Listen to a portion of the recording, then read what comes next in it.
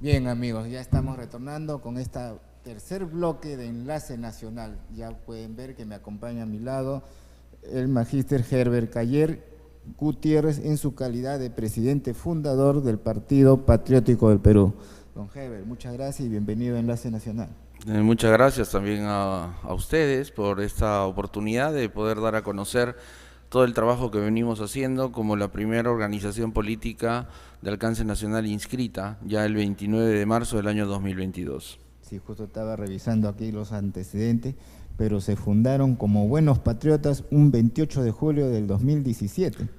Así es, efectivamente hemos cumplido 7 años, el 28 de julio pasado, con un intenso trabajo, habiendo recorrido ya 5 veces todo el Perú, prácticamente todas las regiones, en promedio 4 meses cada uno de esos 5 años fuera de Lima, llegando a las distintas provincias a nivel nacional y no haciendo lo que comúnmente se hace, llegar a las provincias donde hay la mayor población electoral o densidad electoral. Por ejemplo, cuando hemos estado en Ancash, todas las veces que hemos estado, porque por lo menos he estado 6 veces en la región Ancash, he llegado a las provincias, por ejemplo, de Huarmey, de Casma, Santa, hemos estado en Huaraz, hemos llegado hasta Yungay y Dulzura Caraz en Huaylas.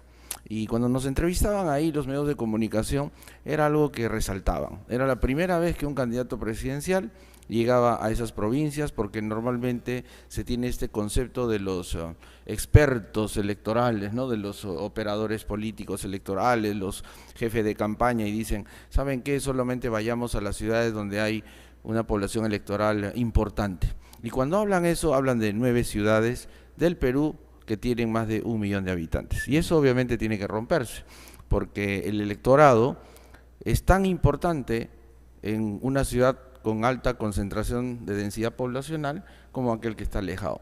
Es más importante para el político llegar a los lugares más alejados para poder de esa manera dar a conocer lo que ellos muchas veces no ven de las políticas públicas que deberían ser impulsadas de manera eficiente por el Estado. Llegar, por ejemplo, a la perla de Ucayali, la provincia de Ucayali, que no está en la región Ucayali, sino en la región Loreto, y hasta en la misma comunidad hay esa confusión cuando envían documentos a sus autoridades.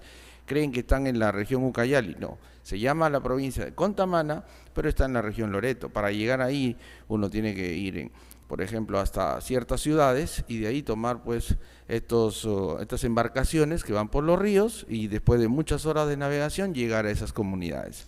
Bien, don Herbert, ¿por qué el nombre Partido Patriótico del Perú? Porque eso identifica claramente el accionar bueno y positivo de un ciudadano, como le decía la vez pasada a una persona que hablaba conmigo, y me comentaba, todos somos peruanos y por eso, sí, todos somos peruanos, pero no todos somos patriotas, porque ¿Qué es un patriota para patriota usted? políticamente hablando es un ciudadano que ama la patria, que trabaja por la patria y que está dispuesto a dar su vida por la patria. Entonces un corrupto no puede ser peruano, pero no es patriota, pues porque va en contra de los intereses de la patria y va en contra del prójimo, porque al robarle al Estado, le está robando obviamente el futuro y el derecho en cierto sector al ciudadano que se va a ver afectado. Si hay un funcionario público que roba en el Ministerio de Educación, va a afectar obviamente, definitivamente, el desarrollo académico y del conocimiento de los niños, de los estudiantes y obviamente de su desarrollo humano. Si alguien roba en el sector salud, vamos a dejar de darle la medicina que necesita a un paciente en los diversos momentos y niveles del estado de salud que pueda tener afectado. Entonces, eso hay que tenerlo muy claro. Somos peruanos todos, pero ¿cuántos realmente somos patriotas? Y eso es lo que debemos nosotros dar a conocer e influenciar en la ciudadanía. ¿Para qué? Para dejar de llamar a las personas que viven en distintas zonas del Perú los pobladores. Debemos empezar a llamarlos ciudadanos, pero ciudadanos por el comportamiento que puedan tener, no estar botando la basura en la calle, no estar orinando en plena vía pública, no estar haciendo la criollada que permanentemente se hace, obviamente pues lo que va a afectar definitivamente otros derechos. Debe haber una compensación y un control, y eso depende obviamente de los representantes políticos, de las autoridades en sus diversos niveles. Debe haber una compensación clara entre los derechos y los deberes. Lamentablemente se ha perdido este equilibrio, lo que le llamamos a nivel submarino, yo soy submarinista, la compensada, hacemos siempre la compensada para que un submarino pueda entrar en inmersión y navegar sin ningún riesgo. Esa compensada entre lo que debo hacer, pero también lo que me pertenece, mis derechos y mis deberes. Normalmente nos enfocamos en exigir los derechos, pero no en cumplir nuestros deberes. Así es. Ahora que usted acaba de mencionar que pertenece a la Marina, efectivamente, revisando su CV, usted es oficial de la Marina, graduado como espada de honor y primer puesto de su promoción, 2000, no es cualquier cosa. Y registra en sus estudios una maestría en Ingeniería Naval de la Universidad Nacional de Ingeniería. También tiene una maestría, no es bachiller en Ingeniería Naval por la UNI. Correcto. Pero también es bachiller.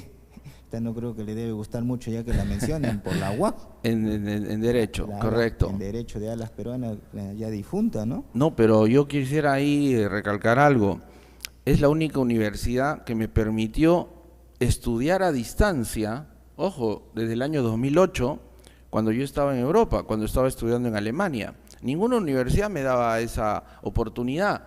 Entonces, hay que ver lo bueno también de ciertas instituciones que por diversos motivos, no voy a entrar al detalle de que si debió, no debió, si fue o no debió ser así.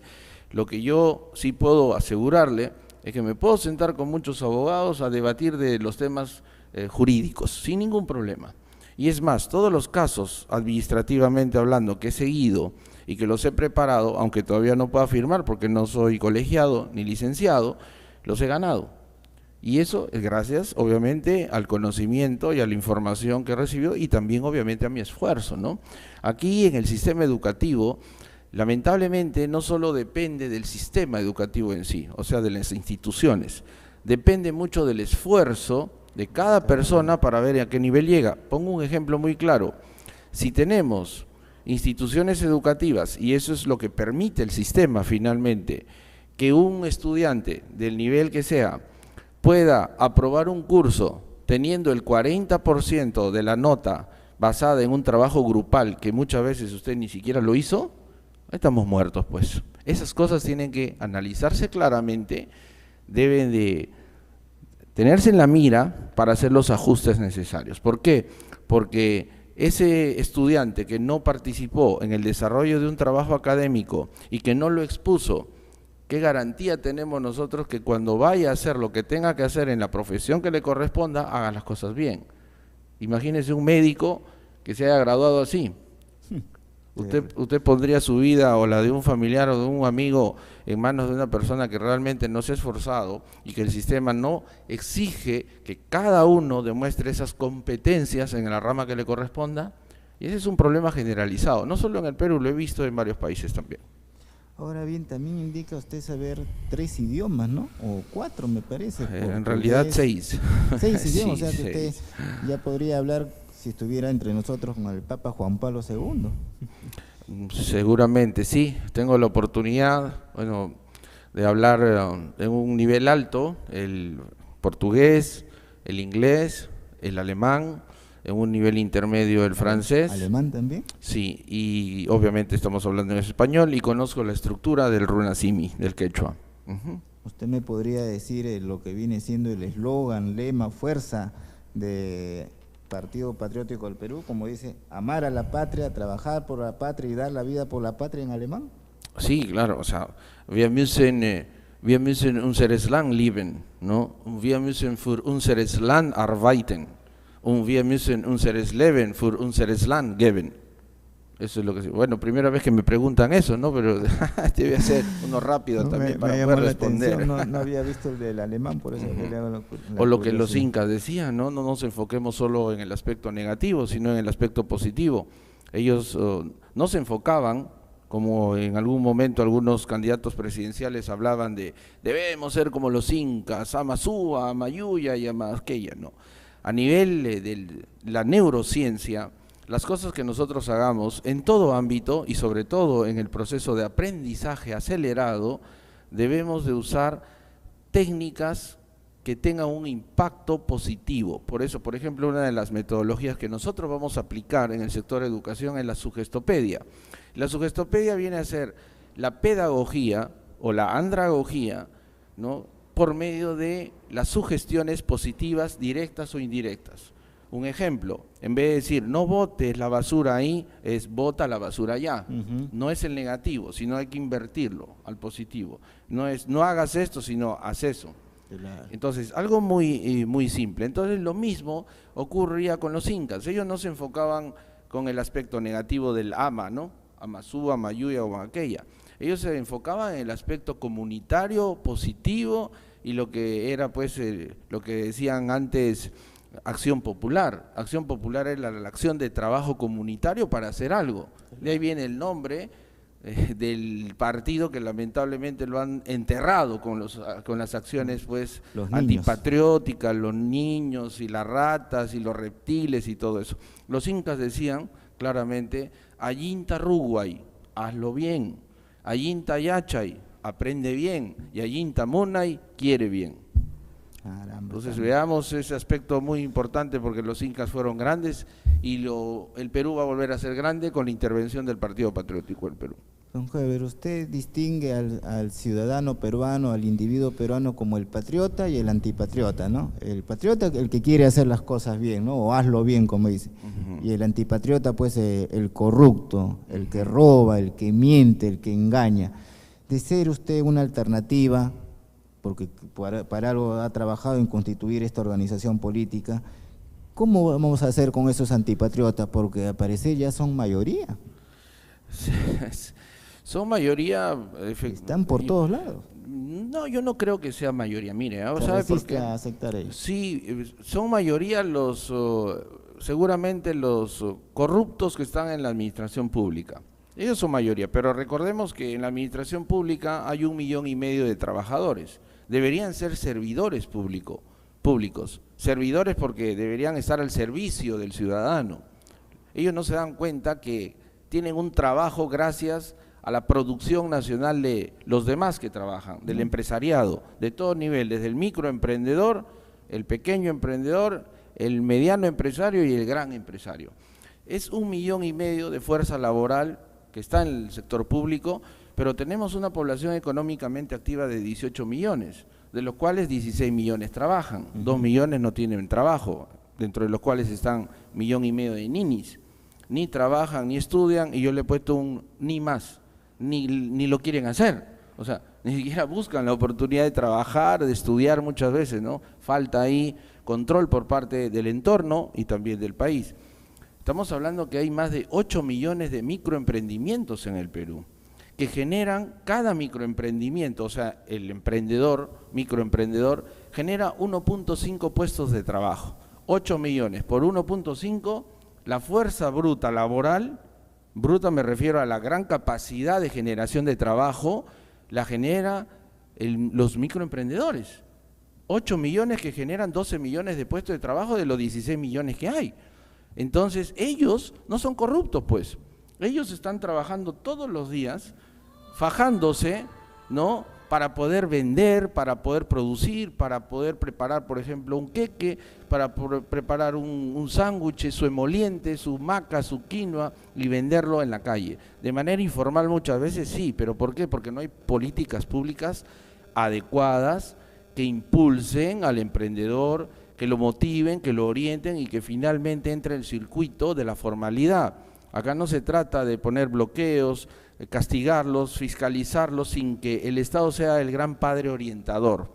Y esas son las políticas públicas que tiene el Partido Patriótico del Perú, para formalizar la informalidad de manera muy inteligente, y que lo haríamos de manera muy rápida. Entonces, esos 8 millones, que corresponden al 92% del empresariado nacional, no son corruptos. No son corruptos. Claro, porque yo lo tuve hace 3 semanas a Roque Benavides, justo ahí donde está usted, y él considera un flagelo para el Perú la informalidad. Pero como usted dice, pues, pero esa informalidad, ¿por qué se da? O sea, en realidad son gente que también evade impuestos, ¿no? Pero eso no quiere decir pues de verlos como si fueran pues algo, pues una monstruosidad, porque al fin y al cabo mueve la economía del país.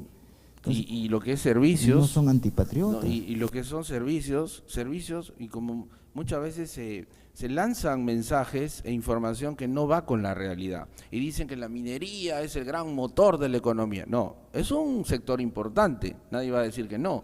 Pero no es el que genera el mayor presupuesto público. Ojo, lo que es el Producto Bruto Interno, un 60% es generado por servicios. Y servicios es, por ejemplo, turismo, ¿no? Hoteles, restaurantes, casinos, bares, discotecas, los viajes, eso es. Y ahí hablamos del turismo, mueve 4 millones de trabajadores a nivel nacional, al igual que la agricultura, 4 millones de trabajadores. Entonces, el gran problema es, ¿qué le puede pedir a un ciudadano que está combatiendo todos los días para salir adelante y ve tremendos actos de corrupción? O sea, voy a yo pagarle 100 soles o 1000 soles de impuestos al Estado para que esas ratas se sigan llevando el dinero a un ratito. Voy a yo entrar a la formalidad para que la SUNAT me bloquee inmediatamente las cuentas cuando no pueda pagar, no porque no me dé la gana, sino porque es así. El emprendedor tiene que pelear sus batallas. El emprendedor va a pasar por cosas buenas, pero también por cosas malas. Van a haber meses en los que no va a tener y meses en los que va a tener. Quien nunca ha emprendido nada, y como yo siempre lo digo, quien nunca ha preparado un queque y lo ha vendido, no tiene ni idea de qué es lo que se debe hacer. Yo soy emprendedor formal desde hace 8 años y me ha pasado también. Y eso no significa ser un irresponsable, todo lo contrario.